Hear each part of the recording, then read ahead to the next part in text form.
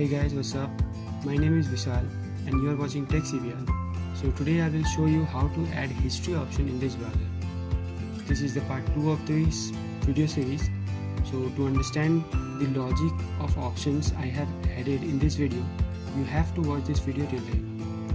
So now to add history option in this browser, I have added a database component called TinyDB from storage section and rename it as HistoryDB. You can rename whatever you want, it's your own choice. Now let's go to the block section. Now in the web viewer 1.refresh block, I have used the store value block of TinyDB component, and then I have added the current loaded URL to the database with a tag name history. And to separate the tag, I have used the underscore key. This history tag will be used to display all URL from database in the history screen.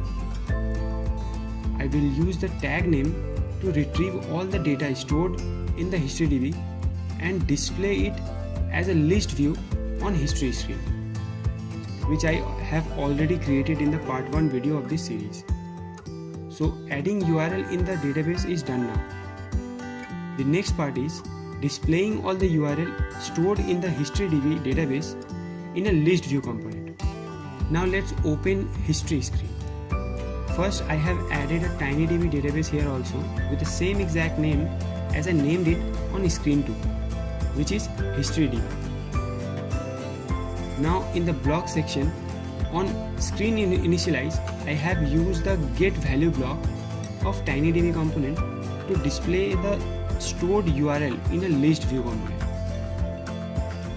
So after that, the next part is open the URL from history list. To do that, we will use list view after picking component. So the block you are seeing right now is used to open link when any list view is selected, and the selected URL will be redirected to screen 2 by closing this screen. And the last part is clear the history.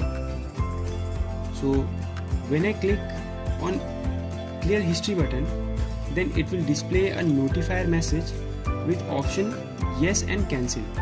If I select yes, then the data with history tag, only history tag, from HistoryDB database will be cleared.